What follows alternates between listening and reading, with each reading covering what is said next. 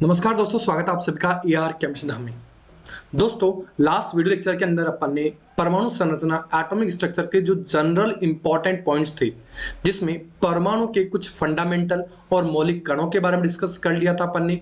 इसके अलावा दोस्तों हमने डिस्कस कर लिया था परमाणु कुछ मॉडल्स के बारे में, जैसे डाल्टन, थॉमसन के तीन अलग अलग नेम थे दोस्तों। इसके अलावा रदरफोर्ड मॉडल और बोर मॉडल के बारे में डिस्कस किया था। बोर मॉडल के अंदर अपने दोस्तों डिस्कस कर लिया था बोर मॉडल के अंदर कि उसके जो पोस्टुलेट्स हैं, उसके अभिग्रहित हैं, वो कौन कौन से होंगे। ये सारे अपन ने डिस्कस कर लिया था दोस्तों। तो दोस्तों अगर आप चैनल पे नए हैं और फर्स्ट ग्रेड या आरपी सेकंड ग्रेड या लेब असिस्टेंट की तैयारी कर रहे हैं, तो दोस्तों चैनल को सब्सक्राइब करके बेल आइकन को प्रेस कर लीजिए, ताकि जितने भी वीडियोस मैं अपलोड करूं उनकी नोटिफिकेशन आपको मिलते जाएं। दोस्तों एग्जाम ओरिएंटेड सेलेक्टेड वीडियोस में बना रहा हूं सिलेबस के अकॉर्डिंग। ये आपके लिए काफी हेल्पफुल होंगे आपके एग्जाम के अंदर। तो दोस्तों आज का जो टॉपिक मैंने लिया है वो लिया है बोर एटॉमिक मॉडल के बारे में। बोर एटॉमिक मॉडल में मैं डिस्कस करूंगा बोर एटॉमिक रेडियस यानी बोर त्रिज्या के बारे में डिस्कस करूंगा दोस्तों, और उससे जुड़े हुए न्यूमेरिकल फॉर्मूलों के बारे में मैं डिस्कस करूंगा। इससे पहले दोस्तों ये पूरे के पूरे अपन ने टॉपिक डिस्कस कर लिए, और इसमें दोस्तों सबसे इंपॉर्टेंट था कि अपन ने जो ट्रिक याद की थी परमाणु के फंडामेंटल या मौलिक कणों को याद करने की, खोज के आधार पर ईंट पर बाजी नाचे, यानी इलेक्ट्रॉन की डिस्कवरी थॉमसन ने की, प्रोटॉन की डिस्कवरी गोल्डस्टीन, जी से दोस्तों याद रखना गोल्डस्टीन रखा था, और नाचे में न से न्यूट्रॉन हो गया और चे से जेम्स चैडविक हो गया। ये ट्रिक मैंने बताई थी आपको, और इनमें किस पार्टिकल को यानी मौलिक कण को किसने नाम दिया था ये मैंने डिस्कस कर लिया दोस्तों। ये कुछ पॉइंट्स थे। इसके बाद दोस्तों ये जो पॉइंट था E/m रेशियो का, ये अपने को याद रखना है कि E/m रेशियो इलेक्ट्रॉन का, फिर प्रोटॉन का, फिर अल्फा पार्टिकल और सबसे कम न्यूट्रॉन को होता है। ये अपने को ध्यान रखना है। इसके अलावा E/m रेशियो ऑफ इलेक्ट्रॉन, किसी इलेक्ट्रॉन के लिए E/m का जो रेशियो होगा वो कितना होगा 1.76 × 10⁸ सेंटीमीटर पर ग्राम, या NCERT से भी लिखा हुआ दोस्तों 1.7588 × 10⁻11। अगर इसको किलोग्राम में चेंज कर रहे हो तो दोस्तों यहाँ 8 को किस में ऐड कर देंगे, 3 डिजिट 0 और जोड़ देंगे तो 10⁻11 कूलाम पर केजी हो जाएगा। ये कैथोड की जो डिस्कवरी है विलियम क्रुक, और एनोड की जो डिस्कवरी थी वो गोल्डस्टीन ने की है। ये अपन ने डिस्कस कर लिया था। इसके बाद दोस्तों जो थॉमसन मॉडल थे उसके तीन अलग अलग नेम थे, plum pudding, resin, watermelon model discuss कर लिया था। रदरफोर्ड के मॉडल को अपन दोस्तों क्या कहते थे, ये सोलर सिस्टम भी कहते थे दोस्तों। कौन सा बोलते हैं, सोलर सिस्टम। जिसे मैंने आपको बताया था कि जो परमाणु का नाभिक है ये वाला, ये तो किसकी तरह काम करेगा दोस्तों, सोलर यानी सन की तरह काम करेगा। और जो इसके चारों ओर प्लैनेट्स होते हैं, किसी जैसे ये अर्थ है अपने ये सन हो गया, और इस सन के चारों ओर कुछ प्लैनेट्स यानी ग्रह चक्कर लगाते हैं, तो वो जो प्लैनेट है दोस्तों वो कहलाएंगे इलेक्ट्रॉन्स, यानी सोलर सिस्टम के नाम से भी इसको जानते थे दोस्तों। इसके अलावा दोस्तों बोर मॉडल के कुछ पोस्टुलेट डिस्कस कर लिए थे, ये वाले अपन ने, ये इंपॉर्टेंट थे। और उससे मैंने बताया था दोस्तों कि जो एंगुलर मोमेंटम होता है किसी भी इलेक्ट्रॉन के लिए जो कि इसके स्टेसिस स्टेट में चक्कर लगा रहा है, उस इलेक्ट्रॉन के लिए जो एंगुलर मोमेंट कोणीय संवेग जिसको अपन बोलते हैं mvr = nh/2π होता है दोस्तों। यहाँ h की जो मैंने वैल्यू लिखी थी 6.62 × 10⁻34 जूल × सेकंड थी। ये इंपॉर्टेंट वैल्यू थी दोस्तों, ये अपने को मेमोराइज रखनी है, क्या पता डायरेक्ट क्वेश्चन पूछ लिया जाए प्लांक कांस्टेंट की वैल्यू का। इसके अलावा दोस्तों जब किसी न्यूक्लियस या नाभिक के चारों ओर इलेक्ट्रॉन अपने स्थिर यानी स्टेशनरी स्टेट में चक्कर लगाता है, तो दोस्तों मैंने आपको बताया था कि इस पर दो तरह के बल वर्क करते हैं, फोर्स वर्क करते हैं, कार्य करते हैं। एक इलेक्ट्रॉन नाभिक की ओर, यानी जिसको अपन बोलते हैं सेंट्रीपिटल फोर्स, जिसकी वैल्यू होती है दोस्तों Ze²/r²। और दोस्तों दूसरा था इलेक्ट्रॉन का नाभिक से दूर, जिसको अपन बोलते हैं सेंट्रीफ्यूगल फोर्स। ये होता है दोस्तों mv²/r। आपको नाम याद रखने की जरूरत नहीं दोस्तों, आप सीधे सीधे याद रखना सेंट्रीपिटल फोर्स और सेंट्रीफ्यूगल फोर्स। सेंट्रीपिटल का मतलब केंद्र की ओर लगने वाला, ये क्या है केंद्र की ओर लगने वाला, और ये केंद्र से दूर लगने वाला। ऐसे याद रखना दोस्तों, केंद्र से दूर सेंट्रीफ्यूगल फोर्स, ठीक है, ये अपने को ध्यान रखना था। और मैंने आपके लिए कहा था कि अगर n की वैल्यू जो एंगुलर मोमेंटम है उसकी n की वैल्यू 1 हुई तो अपन h/2π लिख सकते हैं, अगर 2 ही तो nh 2h/2π that means h upon pi. इस तरह से आप n की वैल्यू रख करके एंगुलर मोमेंटम हर एक इलेक्ट्रॉन के लिए कैलकुलेट कर सकते हैं। तो दोस्तों आज जो मैं पॉइंट डिस्कस करूंगा वो डिस्कस करूंगा बोर मॉडल के परमाणु त्रिज्या की। बोर्स मॉडल की जो परमाणु त्रिज्या है उसके बारे में डिस्कस करूंगा। इस परमाणु त्रिज्या का फॉर्मूला क्या होगा दोस्तों वो डिस्कस करूंगा। पूरा का पूरा डेरिवेशन सहित बताऊंगा दोस्तों आपको। इसमें किस किस तरह के अनुपात के आधार पर, रेशो के आधार पर जो फॉर्मूले बनेंगे दोस्तों वो मैं डिस्कस करूंगा, क्योंकि क्वेश्चन बन सकता है यहां से एटॉमिक मॉडल से। ठीक है दोस्तों, चलिए मैं स्टार्ट करता हूं आज का topic atomic radius of Bohr model, यानी बोहर मॉडल की परमाणु त्रिज्या के बारे में। देखिए दोस्तों, मैंने आपको बताया कि जब किसी नाभिक के चारों ओर इलेक्ट्रॉन रिवॉल्व करता चक्कर लगा रहा होता है तो इलेक्ट्रॉन पर दो तरह के फोर्स वर्क करते हैं। एक नाभिक की ओर जिसको मैंने सेंट्रीपिटल फोर्स कहा और इसकी वैल्यू बताई दोस्तों Ze² अपॉन R², और दूसरा होता है दोस्तों इलेक्ट्रॉन नाभिक से दूर जिसको अपन ने नाम दिया सेंट्रीफ्यूगल फोर्स। तो ये हो जाएगा दोस्तों mv² अपॉन R। ये चीज ध्यान रखनी है, एक तो पहला पॉइंट। दूसरा दोस्तों, जो बोर मॉडल था वो केवल और केवल एक इलेक्ट्रॉन कंटेनिंग स्पीसीज यानी हाइड्रोजन या हाइड्रोजन जैसी स्पीसीज, जैसे अगर मैं हाइड्रोजन की बात करूं तो एक इलेक्ट्रॉन स्पीसीज है, ऐसे ही दोस्तों हीलियम +1, ऐसे ही दोस्तों लिथियम +2, बेरिलियम +3, इस तरह से दोस्तों एक इलेक्ट्रॉन कंटेनिंग यानी एक इलेक्ट्रॉन वाली स्पीसीज के लिए बोर मॉडल वर्क करता है, उसका अप्लाई होता है। ये अपने को ध्यान रखना है ऑब्जेक्टिव क्वेश्चन में दोस्तों। दूसरा एंगुलर मोमेंटम MVR यानी कोणीय संवेग NH अपॉन 2π होता है दोस्तों। ये क्या था अपने पास, कोणीय संवेग था दोस्तों, एंगुलर मोमेंटम था। ठीक है, जिसकी वैल्यू कितनी होती है mvr = NH अपॉन 2π। इन दो फॉर्मूलों को अपने को मैक्सिमम यूज करना है, भले वो त्रिज्या हो, वेग हो या इसकी ऊर्जा हो। ठीक है दोस्तों, तो दोस्तों अपन जानते हैं कि सेंट्रीपिटल फोर्स बराबर होता है सेंट्रीफ्यूगल फोर्स के। क्लियर है, तो ये होता है अपने पास Ze² अपॉन R² और ये होता है दोस्तों mv² अपॉन R। तो यहां से एक बार R को कैंसिल कर लीजिए तो Ze² अपॉन R अपने पास आ जाएगा और ये हो जाएगा mv² एज इट इज। ठीक है दोस्तों, अब देखिए दोस्तों, ये कह रहा है कि जो एंगुलर मोमेंटम होता है, एंगुलर मोमेंटम यानी कोणीय संवेग, कोणीय संवेग और कोणीय संवेग की जो वैल्यू है दोस्तों वो अपन जानते हैं mvr = NH अपॉन 2π होता है दोस्तों। इसको एक बार दोबारा लिख देता हूं दोस्तों एक बार, हाँ, mvr = NH अपॉन 2π होती है दोस्तों। तो दोस्तों देखिए यहां से मैं v कैलकुलेट कर लेता हूं और ये हो जाएगा NH अपॉन 2π mr। अब देखिए दोस्तों यहाँ v² है तो अपन इसको भी अगर मैं स्क्वायर कर लूं तो ये वैल्यू भी स्क्वायर हो जाएगी, तो ये वैल्यू ऐसे कैसे यहाँ रख लीजिए दोस्तों।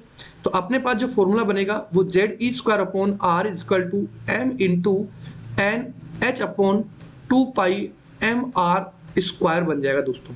क्लियर है, चलिए आगे चलते हैं दोस्तों इसको। तो अपने पास आ गया formula Ze² upon R = n² h² upon 4π² m² दोस्तों ये मैंने कहां से ले लिया, ये वाला फॉर्मूला मैंने ले लिया। देखिए दोस्तों जब स्क्वायर करूंगा इसको तो ये n² हो जाएगा, h² हो जाएगा, 4π² हो जाएगा, m² हो जाएगा और r² हो जाएगा, यानी स्क्वायर करने पर ये अपने पास मिल जाएगा। तो मैंने इसको यहाँ लिख दिया दोस्तों। ये देखिए अब इस r से इस एक r को कैंसिल कर दीजिए, इस r को दोस्तों यहाँ क्रॉस मल्टीपल में इधर से ले आइए तो ये हो जाएगा अपने पास r और ये Z² इधर आ जाएगा। ठीक है, तो n² बच जाएगा h² अपॉन 4π² m² Ze²। ये अपने पास कुछ इस तरह से फॉर्मूला बन जाएगा दोस्तों। हो सकता है दोस्तों ये आपको इस तरह से मिल जाए n² h² upon 4π² Ze² m मिल जाए। तो दोनों की दोनों बातें एक ही हैं, मैंने Z को थोड़ा आगे रख लिया, Ze² m को। ठीक है, अच्छा एक m से एक m कैंसिल हो जाएगा दोस्तों, एक सेकंड मैंने बोल गया यहाँ से। देखो दोस्तों ये एक m से यहाँ से एक m को कैंसिल कर दीजिए। ठीक है, ये जो m था वो एक m से कैंसिल हो जाएगा दोस्तों। तो यहाँ से अपने पास जो बचेगा m वो एक ही m बचेगा दोस्तों। ठीक है, यहाँ m था अपने पास। ठीक है दोस्तों। अब देखिए दोस्तों, तो अपने पास जो आर का फॉर्मूला आ गया, परमाणु त्रिज्या आ गई दोस्तों, बोर मॉडल की जो परमाणु त्रिज्या आई वो डायरेक्ट अपने को ध्यान रखना दोस्तों, R equal to N square H square upon 4 pi square Z E square M आ जाएगा दोस्तों। अब देखिए दोस्तों, यहां एन क्या है, कोस, यानी सेल के बारे में बताता है, और सेल को ही आप ऑर्बिट भी कह सकते हो दोस्तों, कक्ष भी कह सकते हो। ध्यान रखना दोस्तों, ऑर्बिटल अलग होता है और ऑर्बिट अलग होता है। ऑर्बिट के अंदर ऑर्बिटल्स होते हैं, यानी ऑर्बिटल बहुत छोटे होते हैं और ऑर्बिट बहुत बड़ा होता है। ऐसे दोस्तों एच क्या है, प्लांक कांस्टेंट, और इसकी वैल्यू बताई थी 6.62 इंटू 10⁻⁻34 जूल इंटू सेकेंड। पाई की वैल्यू अपन जानते हैं दोस्तों। जेड क्या है, परमाणु क्रमांक, परमाणु क्रमांक यानी एटॉमिक नंबर है दोस्तों। ई क्या है दोस्तों, इलेक्ट्रॉन पर आवेश, इलेक्ट्रॉन पर आवेश जो अपन जानते हैं 1.6 इंटू 10⁻⁻19 गुलाम होती है दोस्तों। और मास, मास वो क्या हो गया दोस्तों, 9.1 इंटू 10⁻31 kg था दोस्तों। ये मैंने एज इट इज आपको कल बता दिया था विद वैल्यूज, ठीक है दोस्तों। आप 28 ग्राम भी कर सकते हैं। तो अब अगर दोस्तों मैं ये कहूं कि जो कांस्टेंट वैल्यू है, नियत वैल्यू है, उनको मैं अलग निकाल लेता हूं। R is equal to h square, ये कांस्टेंट है, 4 पाई स्क्वायर ये कांस्टेंट है, ई स्क्वायर एम कांस्टेंट है, और अपने पास बच गया दोस्तों एन स्क्वायर अपॉन जेड बच गया। तो दोस्तों ये वाली एक नियत वैल्यू है, और जब इस वैल्यू को अपन सोल्व करते हैं दोस्तों, मैं डायरेक्ट बता रहा हूं दोस्तों क्योंकि आपको याद रहनी जरूरी है। तो ये होती है दोस्तों 0.529, 0.529 आ जाएगी। ये एंगस्ट्रॉम में निकाल रहा हूं दोस्तों 0.529। तो दोस्तों ये कुछ इस तरह से हो जाएगा 0.529 n square upon Z angstrom. अब आपको मैं एनसीईआरटी वाली वैल्यू बताऊंगा दोस्तों, ये अगर एंगस्ट्रॉम में पूछे तो। ठीक है दोस्तों, यहां तक कोई दिक्कत है दोस्तों? अगर वीडियो अच्छा लग रहा हो, आपको समझ में आ रहा हो, तो जरूर कमेंट बॉक्स में जरूर लिखिए, और इसको शेयर भी करना है दोस्तों। देखिए दोस्तों, अगर मैं जनरली पिकोमीटर की बात करता हूं तो एक पिकोमीटर होता है दोस्तों 10⁻⁻10 सेंटीमीटर के।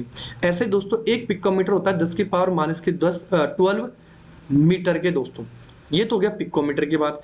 एक नैनोमीटर की बात कर लें तो एक नैनोमीटर होता है 10⁻⁷ सेंटीमीटर के, और ऐसे दोस्तों एक नैनोमीटर होता है 10⁻⁹ मीटर के दोस्तों। ऐसे ही दोस्तों एंगस्ट्रॉम की बात करें तो 10⁻⁸ सेंटीमीटर, और यही एंगस्ट्रॉम 10⁻⁻10 मीटर के बराबर होता है दोस्तों। अब दोस्तों यहां आप चाहें तो इस एंगस्ट्रॉम में और पिकोमीटर के अंदर मीटर के हिसाब से चेक कर सकते हैं, या सेंटीमीटर के हिसाब से दोस्तों आप रिलेशन बना सकते हैं। देखिए दोस्तों, अपने पास एनसीईआरटी में इसका जो फॉर्मूला दे रखा है वो क्या है, कुछ इस तरह से दोस्तों। एक बार तो मैं ये फॉर्मूला लिखता हूं 0.529 एन स्क्वायर अपॉन जेड। ये तो है दोस्तों एंगस्ट्रॉम के अंदर। अगर दोस्तों ये एंगस्ट्रॉम से आपको सेंटीमीटर में पूछ रहा है, ठीक है, तो अपन जानते हैं कि एक एंगस्ट्रॉम 10⁻⁻8 सेंटीमीटर के बराबर होता है दोस्तों। तो R equal to 0.529 into 10⁻⁸ centimetre कह दूंगा दोस्तों, n square upon Z centimetre. तो ये अपने को ध्यान रखना दोस्तों, ये कुछ इस तरह से चेंज हो सकता है। क्लियर है? अब देखिए दोस्तों, अगर पिकोमीटर में चेंज करना है तो देखिए इसको मैं इस तरह से लिख सकता हूं। ये 2 डिजिट को मैं नीचे ला लेता हूं दोस्तों, ये 3 डिजिट है, इसमें से ये 2 डिजिट नीचे रखनी है और 1 डिजिट वापस ऊपर लगा लीजिए दोस्तों। तो ये हो गया 2.9, एक जीरो ऐसे कैसे रह जाएगी दोस्तों, मैंने ऐसे कैसे रख लिया, नीचे ये जीरो थी, इसको मैंने डेसिमल में चेंज कर ली। ठीक है, ये अपने पास आ गया। एक बार थोड़ा सा इरेज करके वापस लिख देता हूं। समझ में आ रहा है कि नहीं आ रहा है दोस्तों? वापस बता देता हूं मैं एक बार आपको। मैंने क्या किया, इस 3 डिजिट को हटाया मैंने, ये जो डेसिमल पॉइंट था 3 जीरो लग गई। अब दोस्तों मेरे को केवल 2 डिजिट छोड़ करके डेसिमल लगाना है, तो ये 2 जीरो काम में ले लूंगा और 1 जीरो को मैं डेसिमल में चेंज कर दूंगा दोस्तों। ठीक है, अब ये जो 2 जीरो थी वो आ गई, अब ये 2 जीरो नीचे रह गई दोस्तों, ऐसे कैसे, और ये है 10⁻⁻8 n square upon Z centimetre. अब ये 2 डिजिट्स दोस्तों ऊपर चली जाएगी यहाँ पर, तो 52.9 into 10⁻⁻10 n square upon Z centimetre कर दिया दोस्तों। अब देखिए दोस्तों, आपको यहां देखिए एक पिकोमीटर किसके बराबर होता है, 10⁻⁻10 सेंटीमीटर के बराबर होता है। क्लियर है? तो आपको इसको ऐसे लिख देना है, R is equal to 52.9 into n square upon Z picometre. ये है दोस्तों एनसीईआरटी का फॉर्मूला। और एनसीईआरटी में दोस्तों इस 52.9 को इन्होंने ए नोट कहा है दोस्तों। क्या कहा है? ए नोट कहा रखा है। तो ए नोट हो गया। और अगर दोस्तों ये हाइड्रोजन के लिए देखता और हाइड्रोजन एटम के लिए जेड की वैल्यू कितनी हो जाती? 1 हो जाती दोस्तों। तो यहाँ आर इक्वल टू ये हो जाता दोस्तों 52.9 इंटू एन स्क्वायर पिकोमीटर। और इसको लिख देते 52.9 ए नोट, सॉरी इसको यहाँ लिखता हूं R equal to a nought n square picometre. ये एज इट इज फॉर्मूला दोस्तों एनसीईआरटी में दे रखा है। अपने को ज्यादा फोकस एनसीईआरटी पे ही करना है दोस्तों। मैं आपको एनसीईआरटी की ही बुक से ये कंटेंट करवा रहा हूँ। ये तो रही 12th क्लास की एनसीईआरटी। ये मैंने हिंदी मीडियम की मंगवाई है दोस्तों। मेरे पास हिंदी की थोड़ी प्रॉब्लम थी, इसलिए मैंने हिंदी लैंग्वेज के लिए मंगवाई है। इसके अलावा ये भी हिंदी में मीडियम की है, सेकंड पार्ट 11th क्लास का। ये 12th क्लास का भी इंग्लिश मीडियम का है। और ये 11th क्लास की chemistry first part English medium की। तो दोस्तों ये जो मैं कंटेंट दे रहा हूँ ये थ्योरेटिकल कंटेंट मैं एनसीईआरटी से ही कवर कर रहा हूँ। और इसके साथ साथ आपको जो क्वेश्चंस दे रहा हूँ वो मैं अलग अलग गाइड बुक्स में से बना करके अलग अलग जो अनसोल्ड पेपर हैं, जो सॉल्व्ड पेपर है आरपीसी के आए हुए हैं, उनमें से भी मैं आपको ये क्वेश्चन पेपर प्रोवाइड करवा रहा हूँ। ठीक है दोस्तों, आई होप आपको यहाँ तक ये पोर्शन समझ में आ गया होगा। अब देखिए दोस्तों अपन वापस पीछे चलते हैं। इस फॉर्मूले को अपने को वापस लेना है, क्योंकि ये जो फॉर्मूला है दोस्तों ये अपने पास आ गया और यहां पर ये वैल्यू क्या थी? कांस्टेंट थी। तो इसको मैं थोड़ा आगे समझाता हूं दोस्तों। एक बार देखिए दोस्तों, आर इक्वल टू अपने पास आ गया था एन स्क्वायर अपॉन जेड। बच क्या था यहाँ पर? H square upon 4 pi square E square M बच गया था दोस्तों। और मैंने कहा था कि ये जो वैल्यू है दोस्तों कांस्टेंट थी, तो मैं इसको लिख सकता हूं समानुपाती एन स्क्वायर अपॉन जेड हो गया दोस्तों। क्योंकि दोस्तों न्यूमेरिकल के लिए ये एक तो ये फॉर्मूला अपने को जरूरी याद रखना है 0.529 into n square upon Z angstrom के अंदर, या 52.9 इंटू 10 टू पावर माइनस के 10।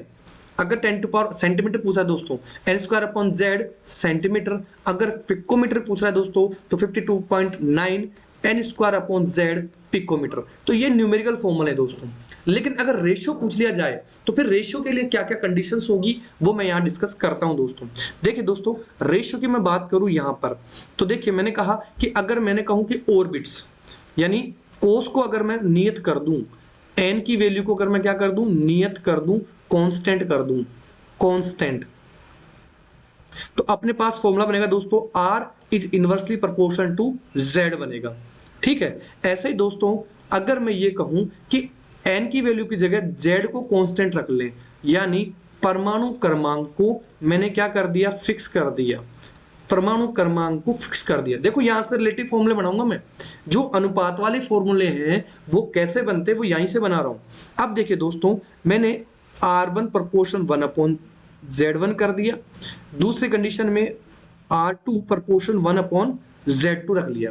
अब देखिए दोस्तों, जब इन दोनों का रेशियो निकालूंगा मैं, जब इन दोनों का रेशियो निकालूंगा R1/R2 करूंगा, तो दोस्तों इसके जो प्रोपोर्शनल कांस्टेंट है वो क्या हो जाएंगे? कैंसिल आउट हो जाएंगे। और ये अपने पास बच जाएगा 1/Z1 1/Z2, जिसको आप लिख सकते हो दोस्तों Z2/Z1। यानी ओवरऑल अगर मैं रेडियस रेशियो जब कोष को या कक्षक को कांस्टेंट रख करके कैलकुलेट करूंगा तो मेरे पास रेडियस रेशियो का फॉर्मूला आएगा दोस्तों R1/R2 इक्वल टू Z2/Z1।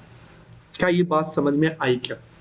क्या ये बात समझ में आई? अगर नहीं आई दोस्तों तो वीडियो को पॉज कीजिए, रिटर्न वापस चलिए पीछे और फिर एक बार वापस इसको कॉन्सेंट्रेट होकर के एक बार वापस देखिए दोस्तों। अगर दोस्तों Z को मैं कांस्टेंट रखता हूं यानी परमाणु कांस्टेंट, देखो इसमें वेरिएबल क्या होता है कि अगर आपको अलग अलग परमाणु के एक ही कोष की बात करते हुए अगर रेडियस रेशियो पूछे दोस्तों, तो अलग अलग परमाणु के कंडीशन में जब कोष फिक्स होगा तो अपने पास फॉर्मूला लगेगा R1/R2 इक्वल टू Z2/Z1।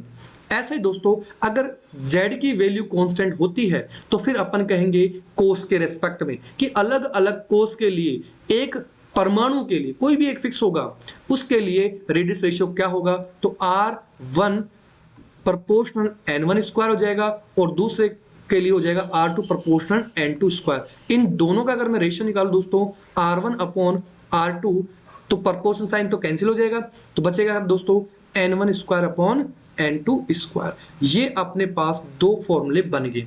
ये रेडियस रेशियो के बन गए दोस्तों। कौन कौन सा बन गया? R1/R2 इक्वल टू Z2/Z1 बन गया एक फॉर्मूला। तो दूसरा R1/R2 इक्वल टू N1² तो ये दोस्तों दो रेडियस रेशियो वाले फॉर्मूले बन गए और एक अपने पास आ गया 0.529 इंटू n²/z एंगस्ट्रम या 52.9 इंटू 10⁻⁻10 n²/z सेंटीमीटर या 52.9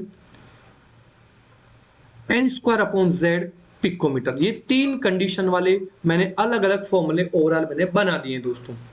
यहां तक बात समझ में आई क्या दोस्तों? क्लियर बता दीजिएगा दोस्तों कि यहां तक बात समझ में आ गई क्या? ठीक है, अब देखिए दोस्तों मैं कुछ क्वेश्चंस लेता हूं आपके लिए। मैं इसको क्वेश्चंस कुछ इस तरह से ले रहा हूं कि मैंने क्या किया, एक क्वेश्चन ले लिया छोटा सा। मैंने कहा कि रेडियस रेशियो तीसरे व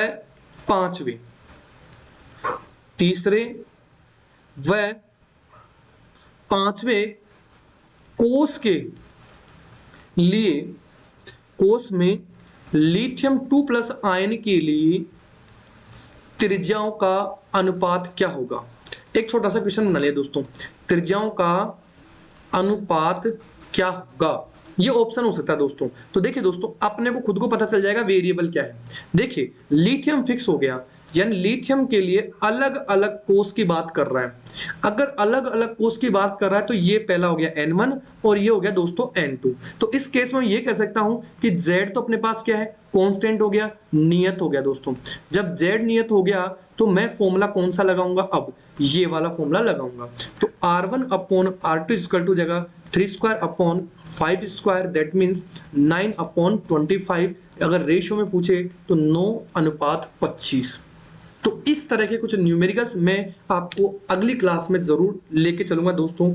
अगली वाली जो क्लास होगी उसमें मैं ये सारे के सारे टॉपिक्स वाइज मैं क्वेश्चंस करवाऊंगा। इससे जुड़े हुए जितने भी क्वेश्चंस होंगे वो सारे के सारे मैं रेडियस रेशियो के जितने भी क्वेश्चंस होंगे वो मैं डिस्कस जरूर करूंगा दोस्तों। तो दोस्तों आज का लेक्चर कैसा लगा ये कमेंट में जरूर बताइएगा दोस्तों। और दोस्तों आप पूरी की पूरी तैयारी एनसीईआरटी बेस्ड करें। भले आप लेबर असिस्टेंट के हैं तो बहुत ही सिंपल सा सिलेबस है केमिस्ट्री का। इसके अलावा फर्स्ट ग्रेड और सेकंड ग्रेड की बात करें दोस्तों तो दोनों के लिए कॉमन सिलेबस मैं करवा रहा हूं। फर्स्ट ग्रेड के लिए भी हूं या सेकंड ग्रेड के लिए हूं। फर्स्ट ग्रेड वाले बच्चों के लिए 55 क्वेश्चंस आपके एनसीईआरटी फर्स्ट यानी 11th और 12th से आ रहे हैं दोस्तों। तो ये पूरे के पूरे 55 क्वेश्चंस अपन कवर कर लेंगे। जैसे ही ये कवर हो जाएगा अपन यूजी लेवल के जो कि बीएससी लेवल का जो कंटेंट है उस पर मैं स्टार्ट कर दूंगा दोस्तों धीरे धीरे। ठीक है दोस्तों, चलिए थैंक यू, जय हिंद जय भारत।